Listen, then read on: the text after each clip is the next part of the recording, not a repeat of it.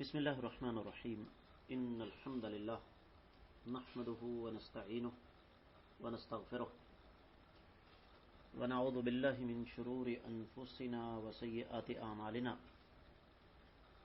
من يهد الله فلا مضل له ومن يضلل فلا هادي له وأشهد أن لا إله إلا الله وحده لا شريك له وأشهد أن محمدا عبده ورسوله يا أيها الذين آمنوا اتقوا الله حق تقاته ولا تموتن إلا وأنتم مسلمون يا أيها الناس اتقوا ربكم الذي خلقكم من نفس واحدة وخلق منها زوجها وبث منهما رجالا كثيرا ونساء واتقوا الله الذي تساءلون به والأرحام إن الله كان عليكم رقيبا يا أيها الذين آمنوا اتقوا الله وقولوا قولا سديدا يصلح لكم أعمالكم ويغفر لكم ذنوبكم ومن يطع الله ورسوله فقد فاز فوزا عظيما أما بعد فإن خير الحديث كتاب الله وخير الهدي هدي محمد صلى الله عليه وسلم وشر الأمور محدثاتها وكل محدثة بدعة وكل بدعة ضلالة وكل ضلالة في النار. قال الله عز وجل بعد أعوذ بالله السميع العليم من الشيطان الرجيم أم حسبتم أن تدخلوا الجنة ولما يأتكم مثل الذين خلوا من قبلكم مستهم البأساء والضراء وزلزلوا حتى يقول الرسول والذين آمنوا معه متى نصر الله ألا إن نصر الله قریب. معزز سامعین، اللہ تعالیٰ کی توفیق اور رب کائنات کے فضل و احسان سے آج دن ہے ہمارے پاس جمعے کا، بڑا بابرکت دن، جمادی الاول 1437 ہجری کی 3، جبکہ فروری 2016 عیسوی کی 12 تاریخ، اور ہمارے سبق کا موضوع کلام مقدس، کلام الہی، کلام پاک، قرآن مجید، دوسرا پارہ سورۃ البقرہ، آیت نمبر 214. معزز سامعین، یہ آیت مبارکہ ہم نے کل شروع کی تھی، اور تفسیر ابن کثیر میں اس آیت مبارکہ کے حوالے سے جو کچھ بیان ہوا ہے وہ ہم نے کل پڑھا.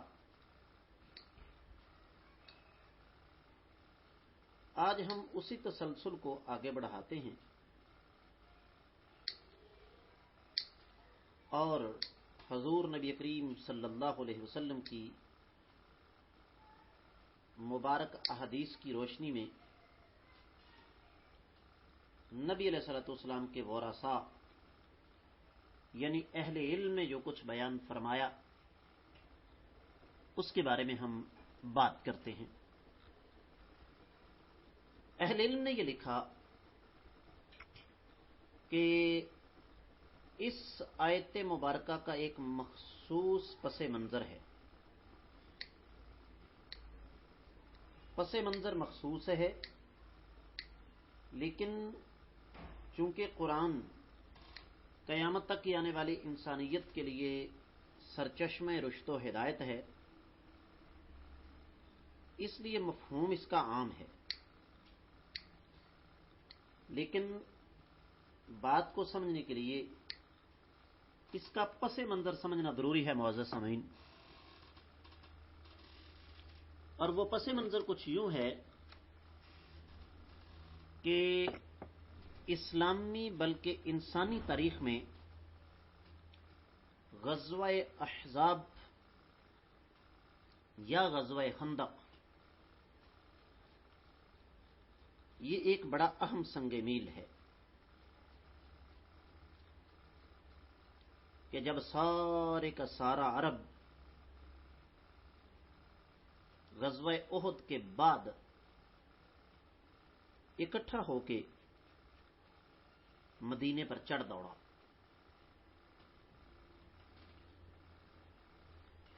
اس میں کوئی شبہ نہیں کہ الحمدللہ ثم الحمدللہ اس وقت مسلمانوں کی ایک اچھی خاصی تعداد موجود تھی، لیکن وہ تعداد اتنی نہیں تھی کہ یہ آسانی کے ساتھ ان کا مقابلہ کر سکتے۔ تو اللہ تعالیٰ نے اس موقع پر مسلمانوں کو تسلی اور تشفی دیتے ہوئے یہ انداز اختیار کیا کہ ام حسبتم ان تدخلوا الجنہ، کیا تم یہ بات سمجھ بیٹھے ہو کہ بڑی آسانی کے ساتھ جنت میں داخل ہو جاؤ گے؟ وَلَمَّا يَأْتِكُمْ مَثَلُ الَّذِينَ خَلَوْا مِن قَبْلِكُمْ، ابھی تک جو لوگ تم سے پہلے گزر گئے ہیں نا، تمہارے پاس ان کی خبریں کما حقہ نہیں آئی ہیں۔ مستهم البأساء والضراء، انہیں بڑی بڑی اذیتوں، بڑی بڑی تکلیفوں، بڑی بڑی تنگیوں کا، بڑے بڑے کٹھن حالات کا سامنا کرنا پڑا۔ وَزُلْزِلُوا، اور وہ ہلا دیے گئے۔ حَتَّى يَقُولَ الرَّسُولُ وَالَّذِينَ آمَنُوا مَعَهُ، یہاں تک ایک وقت ایسا آیا کہ حالات کی سنگینی سے پریشان ہو کر وقت کے رسولوں نے اور جو اہل ایمان ان کے ساتھ تھے ان کی زبانوں پر یہ الفاظ آ گئے کہ متی نصر اللہ، اللہ کی مدد کب آئے گی؟ تو اللہ رب العزت نے پھر اس کا جواب دیا، الا خبردار رہو، ان نصر اللہ قریب، بلا شبہ اللہ رب العزت کی جو مدد ہے وہ بالکل قریب ہے۔ تو اہل علم یہ لکھتے ہیں کہ یہ جو اللہ تعالیٰ نے بات کی نا، مستهم البأساء والضراء، فرماتے ہیں یہ جملہ معترضہ، جملہ مستانفہ ہے، اور یہ بنیادی طور پر اس بات کی وضاحت کے لیے آیا ہے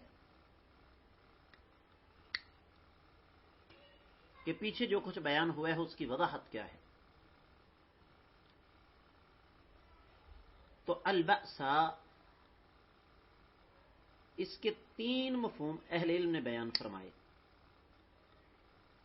ابن کثیر رحمۃ اللہ علیہ نے تو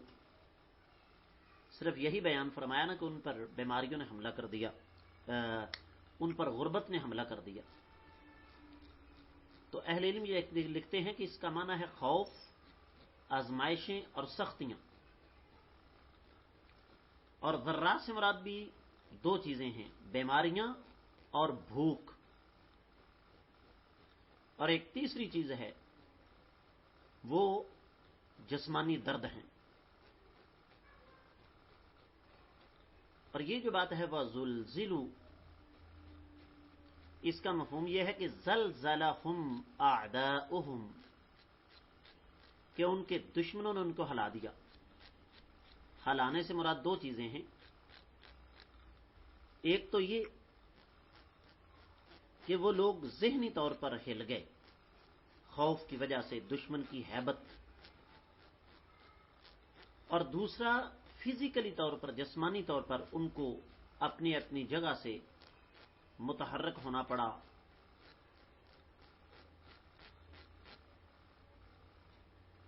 اور یہاں ایک اور چیز بھی ذہن میں رکھنے والی ہے. اہل علم نے یہ فرمایا ہے کہ یہ جو رب کائنات نے اس دور کے رسولوں اور ان کے ساتھ جو اہل ایمان تھے ان کی جو بات نقل فرمائی ہے کہ وہ کہنے لگے اللہ کی مدد کب آئے گی، اس سے مراد کوئی شکوہ یا شکایت یا مایوسی نہیں ہے، بلکہ اس سے مراد یہ ہے کہ انہیں اللہ ملک العلام رب ذوالجلال والاکرام کی مدد کا یقین تو تھا، لیکن چونکہ اللہ تعالی کی مدد لیٹ تھی، متاخر تھی، تو اس وجہ سے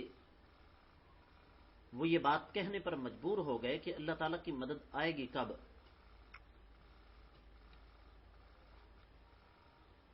یعنی معزز سامعین، انسان کے پاس جتنی بھی صلاحیتیں ہیں،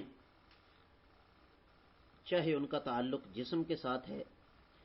چاہے ان کا تعلق دماغ کے ساتھ ہے، وہ ساری کی ساری محدود ہیں نا. ایک خاص حد کے بعد وہ صلاحیتیں جواب دے جاتی ہیں. یہ بات میں اور آپ اچھی طرح جانتے ہیں اپنی روزمرہ زندگی میں. تو ہوا یہ کہ ان لوگوں کی بھی جو قوت برداشت یا ان کا جو صبر تھا وہ آخری حدوں کو چھونے لگا. تو پھر انہوں نے یہ سوال اٹھایا کہ اللہ کی مدد کب آئے گی. تو اللہ رب العزت نے پھر اس کا خود ہی جواب دیا، الا ان نصر اللہ قریب.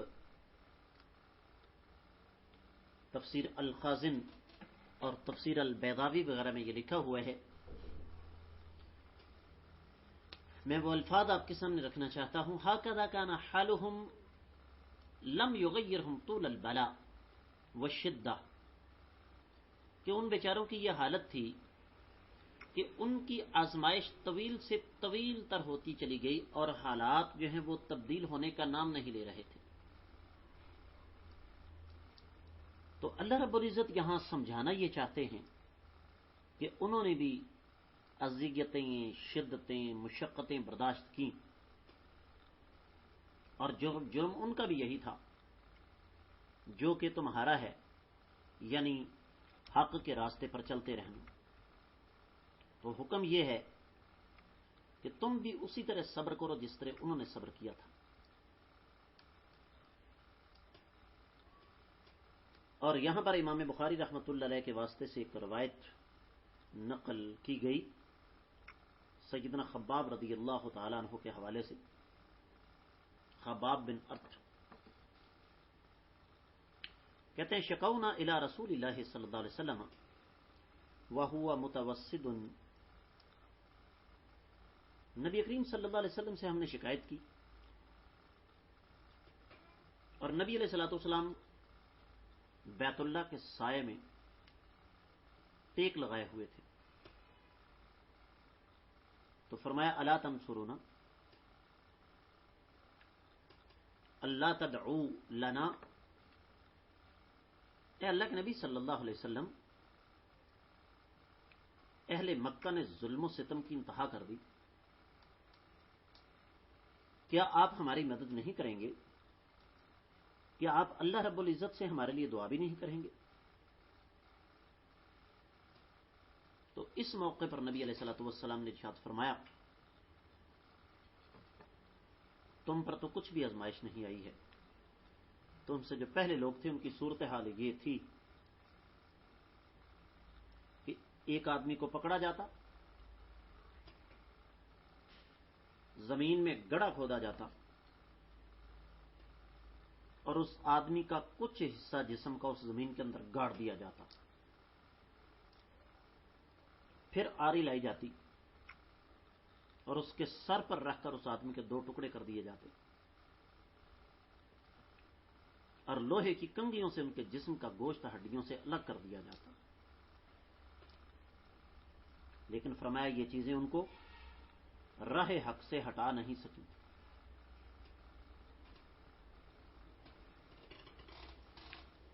تو معزز سامعین، حاصل کلام یہ ہوا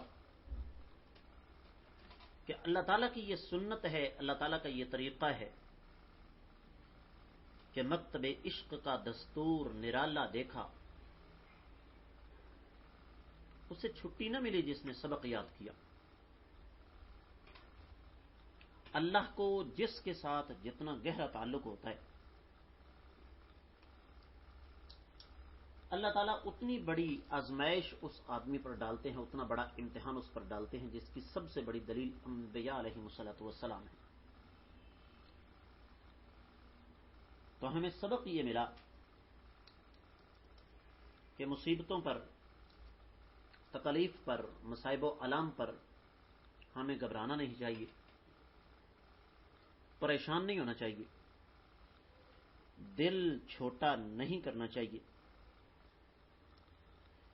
بلکہ کوشش یہ ہونی چاہیے کہ ہم صبر و استقامت کا مظاہرہ کریں، اللہ کے ساتھ اپنے تعلق کو مضبوط کریں، اور اللہ تعالیٰ پھر اپنے بندوں کو استقامت عطا فرماتے ہیں۔ اس کے بعد اگلی آیت مبارکہ شروع ہوتی ہے اور انداز معروف ہے جو کہ قرآن مجید میں ہم پڑھتے رہتے ہیں، لفظ آ گیا یسألونک، اور آپ لوگ جانتے ہیں کہ اس لفظ کے جواب میں قرآن میں قل ضرور آتا ہے عام طور پر۔ تو اللہ تعالیٰ فرماتے ہیں، آیت نمبر 215 ہے، یسألونک، یہ لوگ آپ سے سوال کرتے ہیں، ماذا ينفقون، کہ وہ کیا خرچ کریں، قل، آپ فرما دیں،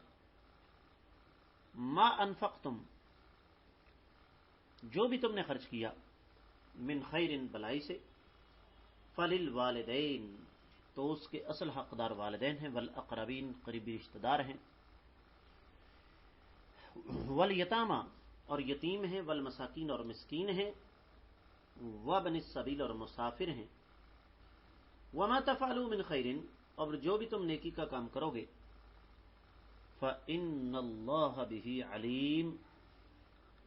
تو اللہ رب العزت اسے اچھی طرح جاننے والے ہیں۔ با محاورہ ترجمہ سن لیجیے۔ یہ لوگ آپ سے سوال کرتے ہیں کہ ہم خرچ کیا کریں، آپ فرما دیں کہ جو بھی تم خرچ کرو گے وہ والدین کے لیے، قریبی رشتہ داروں کے لیے، یتیموں کے لیے، مسکینوں کے لیے اور مسافروں کے لیے ہے، اور جو بھی تم بلائی میں سے خرچ کرو گے اللہ تعالیٰ اسے اچھی طرح جاننے والے ہیں۔ ابن کثیر رحمۃ اللہ علیہ نے اس آیت مبارکہ کی تفسیر میں کوئی بڑی لمبی چوڑی بات نہیں کی، بلکہ سب سے پہلے امام مقاتل بن حیان کا قول نقل فرمایا ہے کہ هذه الآیۃ فی نفقۃ التطوع، کہ یہ آیت مبارکہ جو نفلی صدقہ ہے اس کے بارے میں ہے، اور فرماتے ہیں ناسختھا الزکاۃ، اس آیت مبارکہ کو امام سدی کے مطابق منسوخ کر دیا گیا، لیکن یہ بات درست نہیں ہے۔ تو یہ ایک سوال آیا تھا نبی علیہ الصلوۃ والسلام کے سامنے، جس کا جواب عرش پر سے آیا کہ ہم جو زکوٰۃ کے علاوہ نفلی صدقہ کرتے ہیں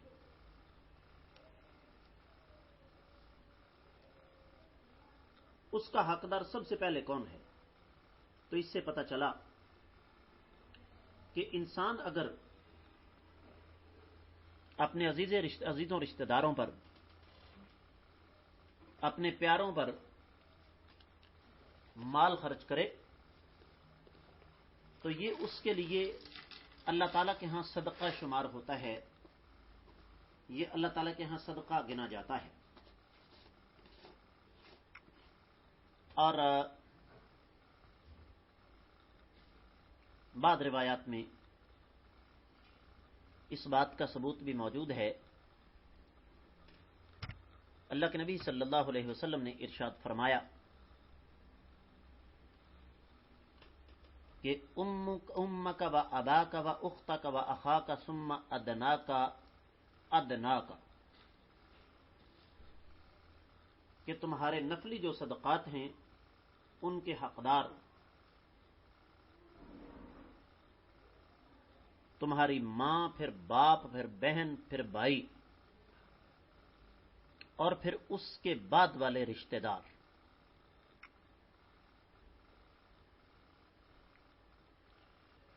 اور ساتھ ہی اللہ تعالیٰ نے اس بات کی صراحت بھی فرما دی کہ جو بھی تم خرچ کرو گے وہ تمام کی تمام چیزیں اللہ رب العزت کے علم میں ہیں۔ علامہ ابن کثیر رحمۃ اللہ علیہ نے جو کچھ بیان فرمایا وہ یہیں پہ ختم ہوتا ہے۔ چلتے ہیں دیگر کتب تفاسیر کی طرف۔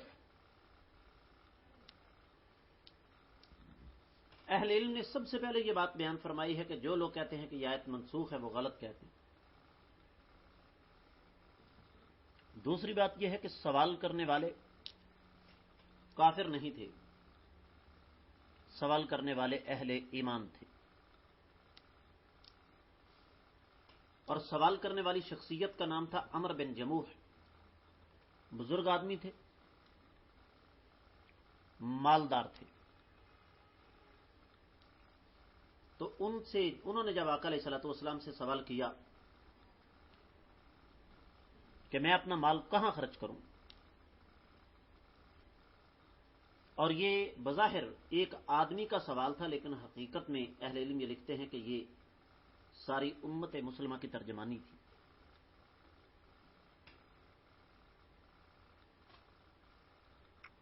تو اس کے مصرف پر آقا علیہ الصلوۃ والسلام نے بتائے کہ سب سے پہلے اپنے والدین کا حق ادا کرو، اس لیے کہ انہوں نے تم پر اس وقت احسان کیا جب تم کچھ بھی نہیں تھے۔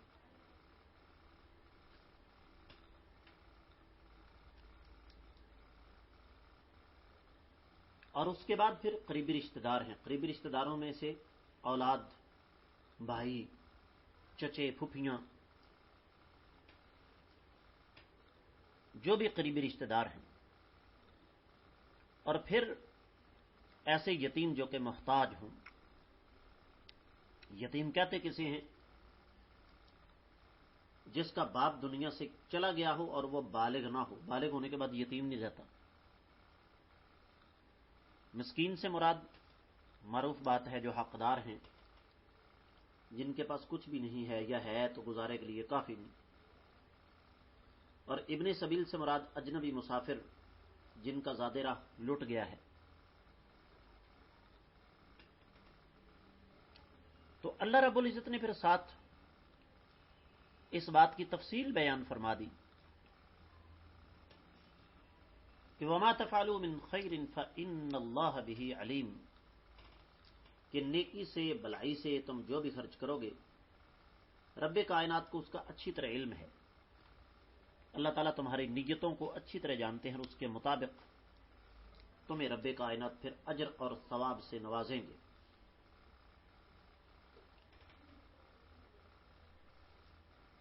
تو سامعین، اس کے ساتھ ہی یہ آیت مبارکہ مکمل ہوتی ہے، اور میں اگلی آیت مبارکہ شروع نہیں کر رہا، انشاءاللہ اللہ نے توفیق دی تو وہ ہم کل شروع کریں گے، کیونکہ اتنے تھوڑے وقت میں اس کی وضاحت جو ہے وہ ممکن نہیں ہے، لہذا میں سبق کو یہیں پہ روک رہا ہوں۔ اللہ تعالیٰ سے دعا ہے کہ اللہ تعالیٰ ہمیں دین کو سمجھ کر اس کے مطابق عمل کر کے اپنی دنیا اور آخرت بہتر بنانے کی توفیق عطا فرمائیں، قرآن کو ہماری آنکھوں کا نور اور ہمارے دلوں کا سرور بنائیں۔ اللہ تعالیٰ ہمیں زیادہ سے زیادہ دین سیکھنے کی توفیق عطا فرمائیں۔ وما علی الا البلاغ المبین۔